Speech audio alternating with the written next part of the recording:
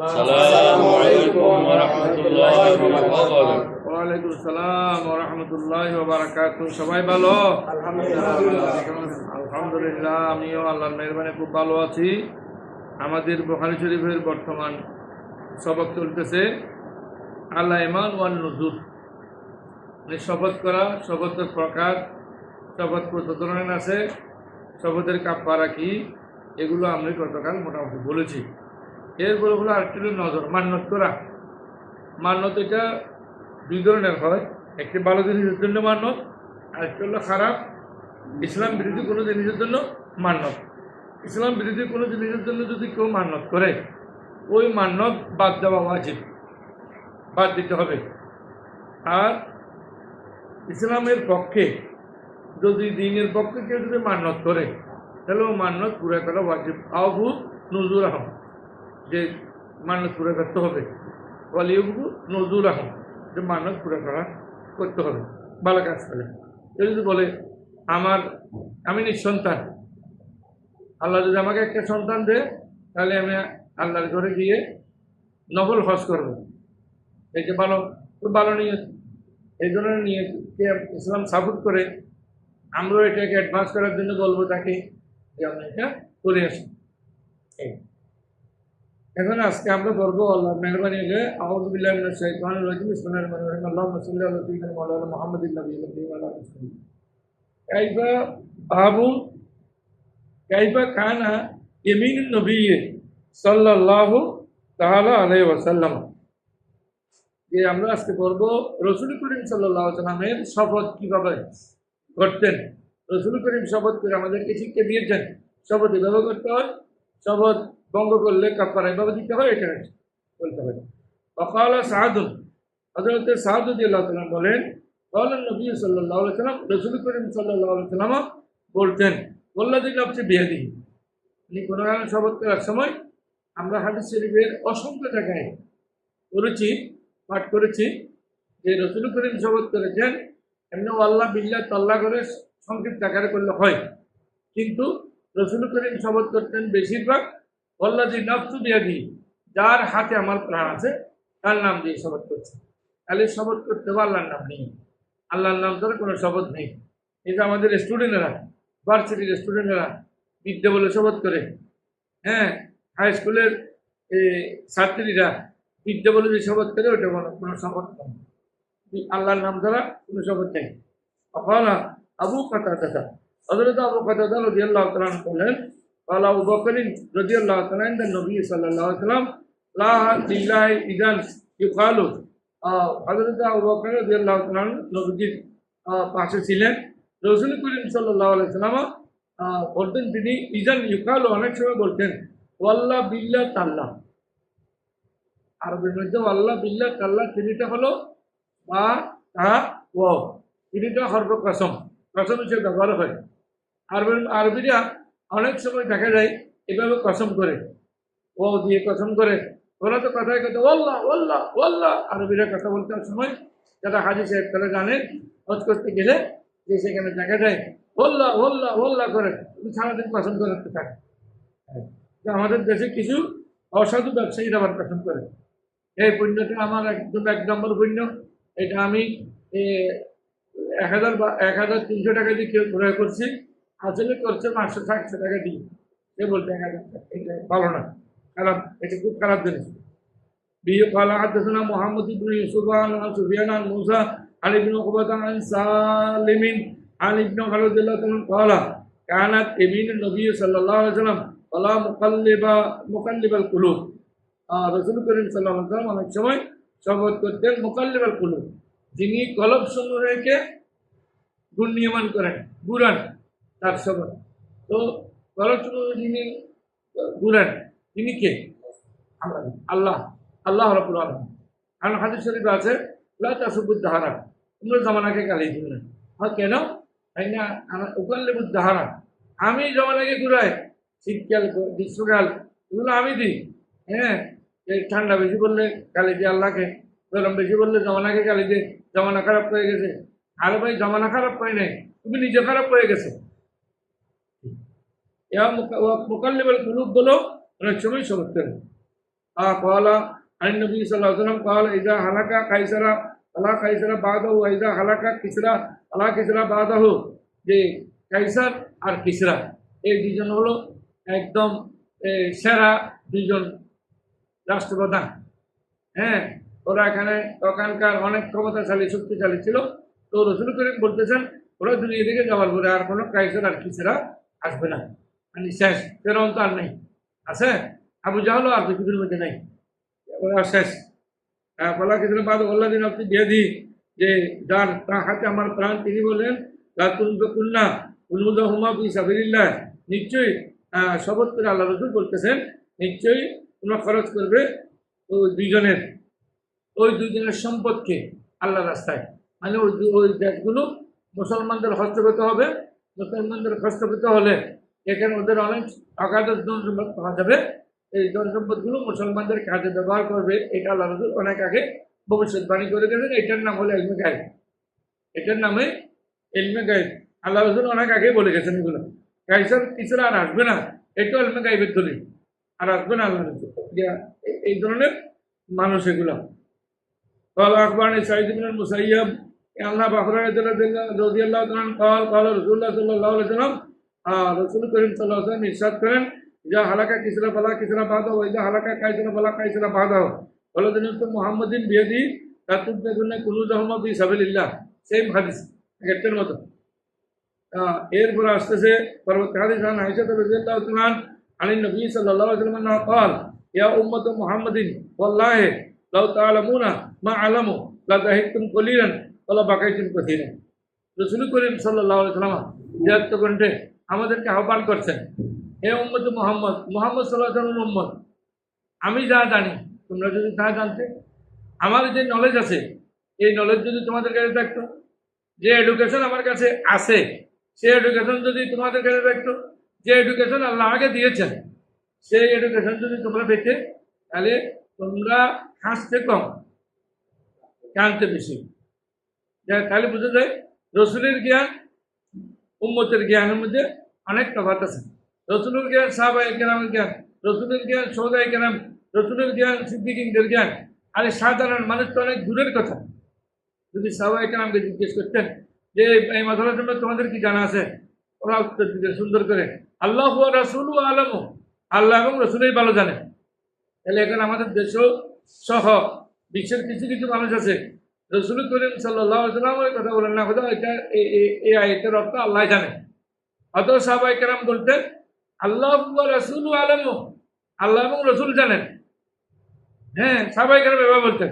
আর আমরা এখন রসুল জানেন এটা বলতে পারি, সাদাকাল্লাহুল আলিয়্যুল আযীম বলতে পারি, ওয়া সাদাকা রাসূলুন নবিয়ুল করিম বলতে পারি না। আমরা পারি না, এটা আমাদের মুখে আসে না। তাহলে বলতেছেন লাউ তাআলামুনা, তোমরা যদি জানতে, মা আলামু, যা আমি জানি, লা দাহিকতুম কলিলান, তোমরা হাসতে কম, ওয়ালা বাকাইতুম কাসীরা, বেশি বেশি কাঁদতে। তাহলে রসুলের জ্ঞান আর উম্মতের জ্ঞানের মধ্যে অনেক তফাৎ আছে, কোনোদিন তুলনা হবে না। নাউযুবিল্লাহি মিন যালিক।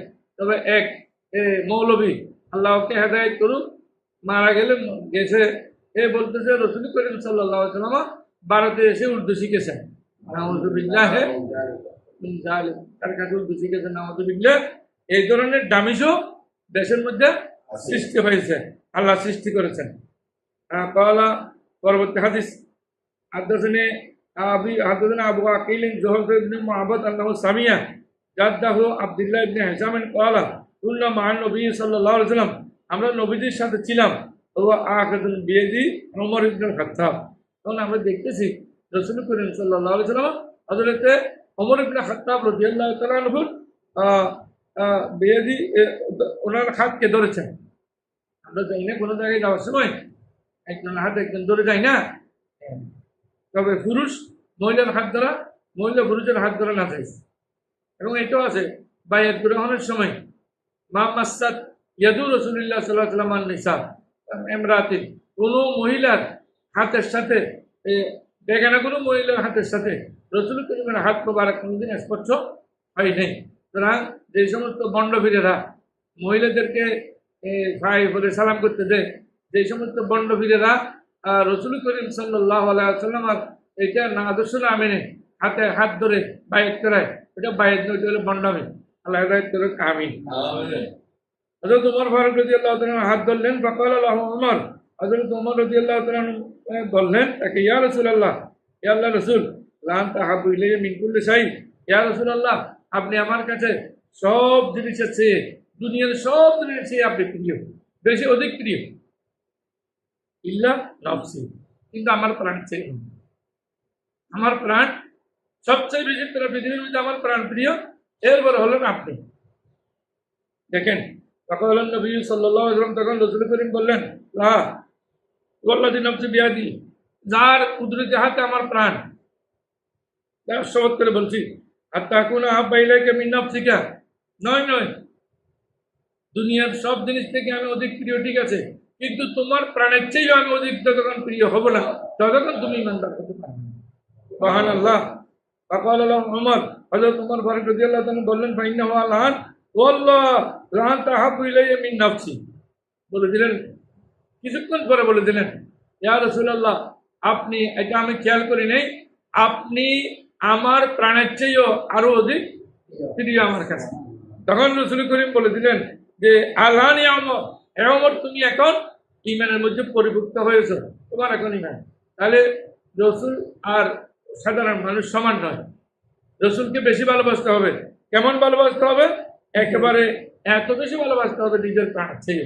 এই জন্য তো সাহাবায়ে কেরাম ডাক দেওয়ার সাথে সাথে চলে গেছেন।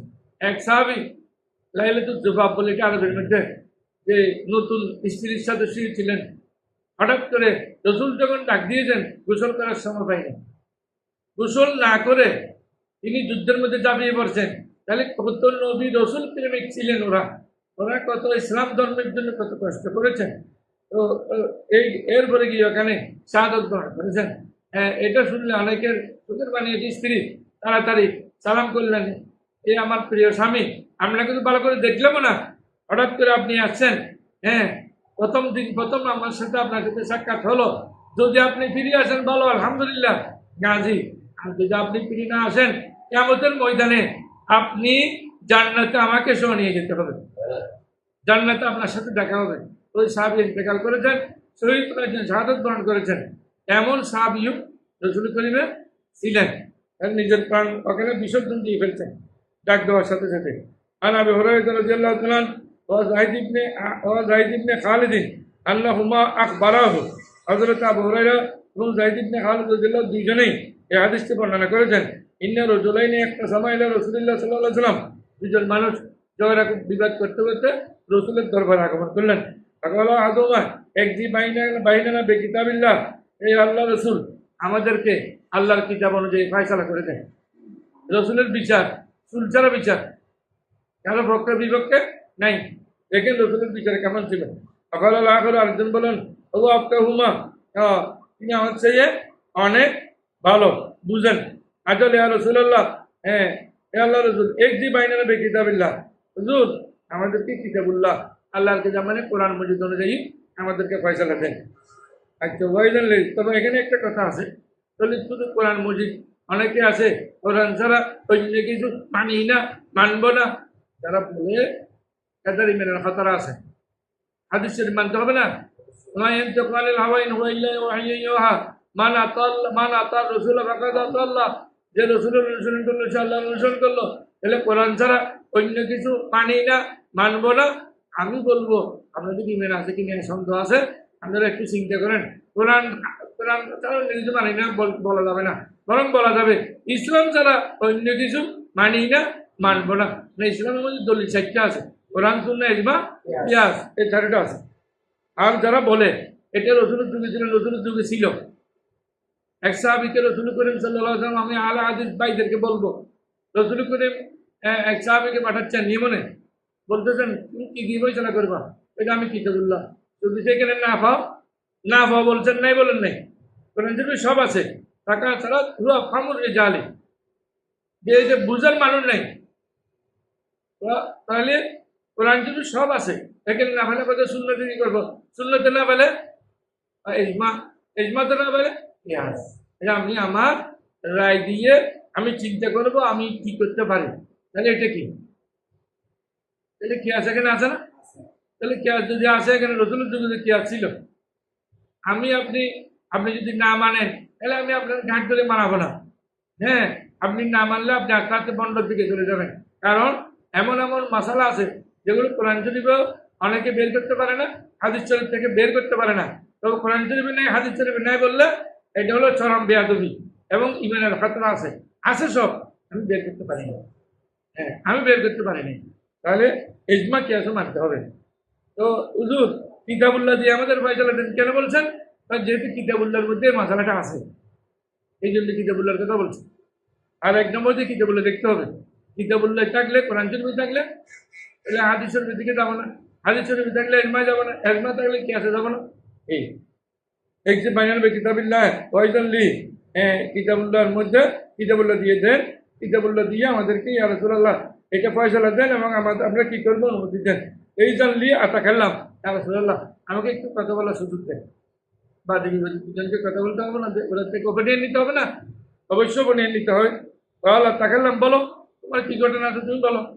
তাহলে ইন্না ইবনি কানা আসিবান আলা হাজা, ইয়া রাসূলুল্লাহ আমার ছেলেটা এখানে চাকরি করতো ওনার অধীনে, ওনার অধীনে আমার ছেলেটা চাকরি করে, মানে চাকর, আমার ছেলে চাকরি করে।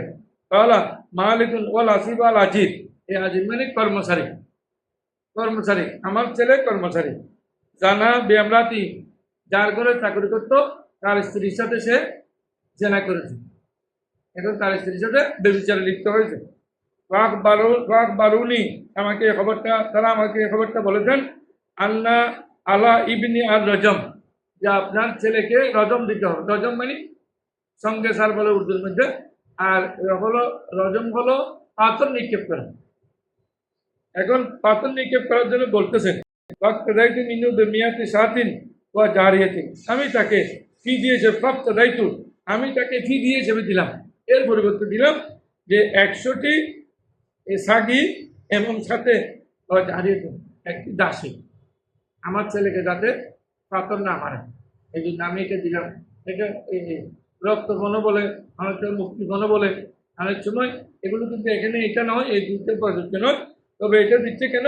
শাস্তি মৌকুফের জন্য। কিন্তু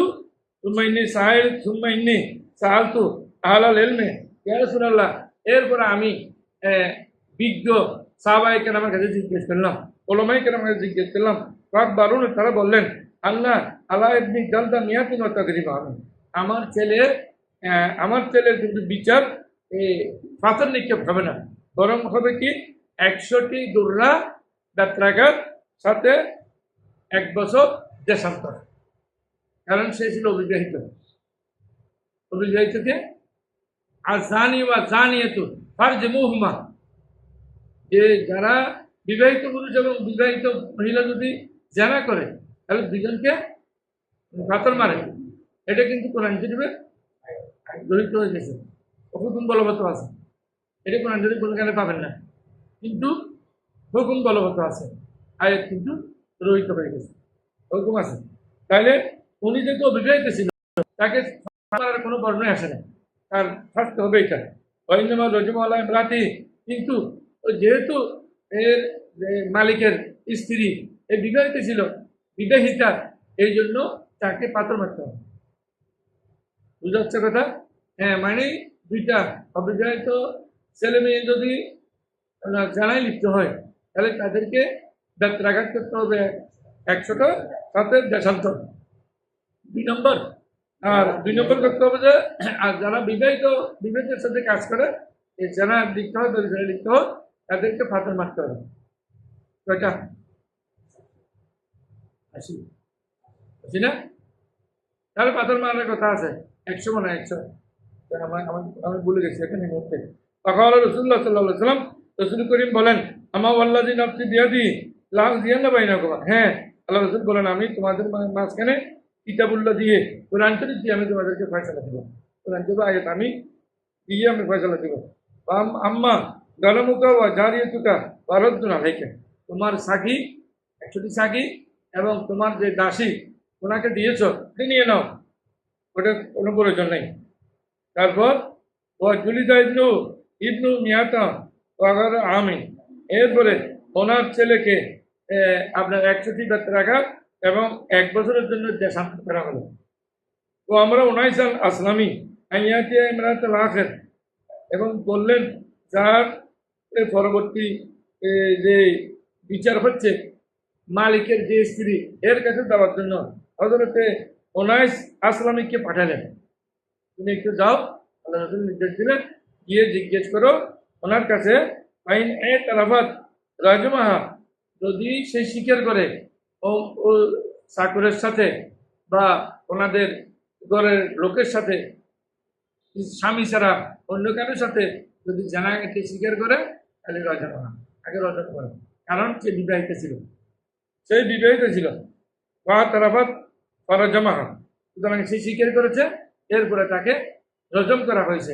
অন্যদের মধ্যে আছে রজম মানে পাথর নিক্ষেপ করা হয়েছে, পরবর্তীতে সে ইন্তেকাল করেছে। ইন্না লিল্লাহি, তাইলে পাথর মারতে মারতে সেই পাথর আগে সে ইন্তেকাল করেছে। এর পরবর্তী হাদিস আবি আনি নবী সাল্লাল্লাহু আলাইহি ওয়াসাল্লাম قال ارايتم ان كان اسلم وكفر ومزينا وجهينا خيرا من تميم وعامر بن ساسه واسقان ابو وخسروا قالوا نعم والذي نفس بيدي انهم خير منهم। বলতেছেন এই হাদিসের মধ্যে যে তারাও তোমাদের চেয়ে উত্তম, ভালো।